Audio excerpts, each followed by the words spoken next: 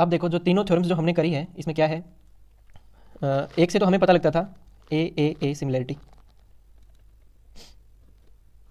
यानी कि किसी ट्रायंगल के किन्हीं दो ट्रायंगल्स के तीनों एंगल अगर सेम है तो हम क्या कह सकते हैं, उन दोनों ट्रायंगल्स को सिमिलर कह सकते हैं। उसके बाद हमने किया एस सिमिलरिटी, ठीक है, यानी कि तीनों साइड अगर प्रोपोर्शनल है, किन्हीं दो ट्रायंगल्स में तीनों साइड अगर प्रोपोर्शनल है तब हम उन दोनों ट्रायंगल्स को क्या कह सकते हैं, सिमिलर। इसी तरह से एस सिमिलरिटी जो कि अभी करी है लास्ट में, ठीक है, यानी कि एक एंगल और उस एंगल की इंक्लूडिंग साइड्स जो होंगी वो अगर प्रोपोर्शनल है और एंगल अगर उसका इक्वल है तब भी हम क्या कह सकते हैं, दोनों ट्रायंगल्स को सिमिलर। लेकिन इससे देखो, क्या किसी ट्रायंगल में तीनों एंगल हमें इक्वल दिखाने की जरूरत है क्या? नहीं है। क्यों? क्योंकि मान लिया दो ट्रायंगल है, ठीक है, ये होगी ये वाला एंगल इस एंगल के इक्वल और ये इसके इक्वल, तो सीधी सी बात है ये बच गया वो भी तो इसी के इक्वल होगा ना, क्योंकि तीनों का सम कितना होता है 180, तो ये जितने का बचेगा उतने का ही फिर ये बचेगा ना, ठीक है। यानी कि इसी से एक और क्राइटेरिया बनता है क्या, एंगल सिमिलरिटी क्राइटेरिया, ठीक है। इनसे भी हमें क्या पता लग जाता है कि दो ट्रायंगल्स क्या है, सिमिलर है, ठीक है। अब देखो इसी तरह का एक क्वेश्चन करते हैं, एग्जाम्पल नंबर 7। इसमें देखो क्या कहता है, a girl of height 90 centimetre, a girl of height 90 centimetre is walking away from the base of lamp post, ठीक है। यानी कि हमें क्या बनाना है, सबसे पहले एक लैम्प पोस्ट ले लेते हैं, मान लिया, और ये है लैम्प पोस्ट, ठीक है, इसको मान लेते हैं AB, ठीक है। यहाँ से इसके बेस से मतलब इसके पास से दूर जा रही है एक लड़की जिसकी हाइट कितनी है, 90 सेंटीमीटर मान लेते हैं, इसी के बेस से ये हो गया, ठीक है। ये कोई लड़की है ABCD मान लेते हैं इसको, ठीक है। अब ये लैम्प पोस्ट है, मतलब यहाँ से लाइट आएगी तो शेडो भी बनेगी ना, वो शेडो उसकी यहाँ आगे तक बन रही है, ठीक है। अब देखो ये हमारे पास, इसको मान लेते हैं हम E। अब देखो क्या कहता है, एक गर्ल ऑफ हाइट 90 सेंटीमीटर, यानी कि हमें ये जो CD है ना, ये वाली हाइट कितनी दे रखी है, 90 सेंटीमीटर।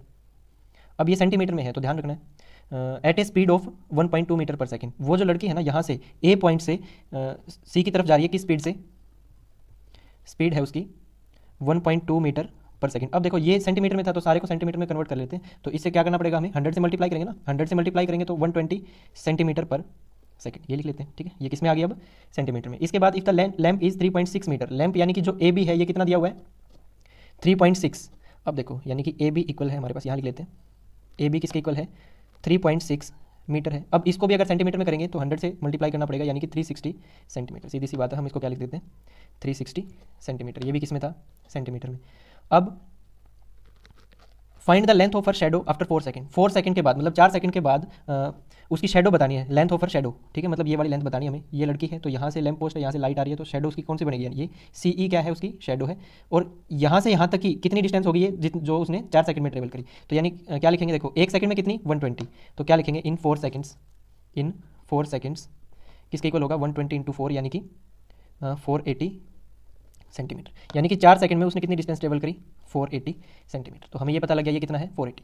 अब देखो हमें बताना है उसकी शेडो की लेंथ, जो कि हमें नहीं पता, उसको क्या मान लेते हैं, x, ठीक है।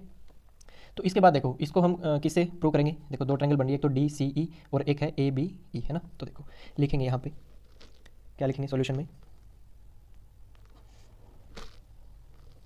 In triangle BAE and triangle DCE, ठीक है। अब देखो E तो दोनों में है ना, इस ट्रायंगल में भी E आ रहा है, यानी कि angle E equal to angle E क्या है, ये कॉमन है दोनों में।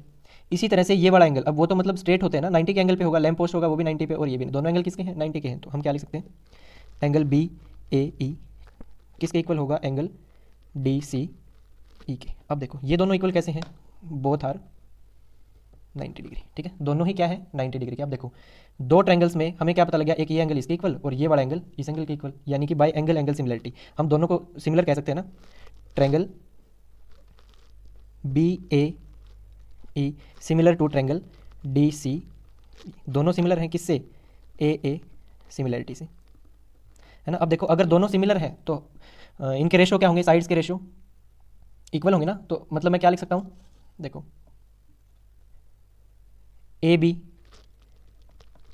डिवाइड बाई CD किसके इक्वल होगा, CE, सॉरी AB लिया है तो अभी बड़ी वाले का लेंगे, मतलब AE डिवाइड बाई CE, ठीक है। अब देखो यहाँ पे हम इनकी वैल्यू पुट कर सकते हैं ना, तो AB देखो किसके इक्वल है, AB कितना है 360, इसकी जगह पुट कर सकते हैं 360 डिवाइड बाई CD कितना है 90, ठीक है, इक्वल्स टू ए ई देखो कितना है, यहाँ से यहाँ तक 480 और यहाँ से यहाँ तक कितना है, एक्स माना हुआ है ना, तो हम क्या लिख सकते हैं, ए ई की जगह पे 480 प्लस एक्स डिवाइड बाय सी ई कितना है, ये तो एक्स ही है।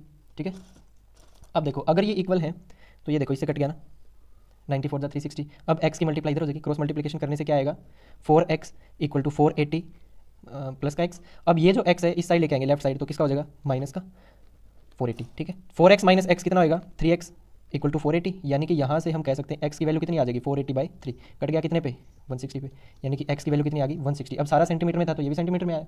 ठीक है, अब अगर हमें इसकी वैल्यू चाहिए किसमें, मीटर में, तो क्या करेंगे, डिवाइड कर देंगे ना 100 से, यानी 160 डिवाइड बाई 100 मीटर में आ जाएगा। भी है, इसको इससे काट दो, किसके इक्वल आएगा, 1.6 मीटर। ठीक है, यही तो हमें निकालना था, x क्या थी, शेडो थी, और कितनी आ गई, 1.6 मीटर, तो शेडो आ गई। ठीक है।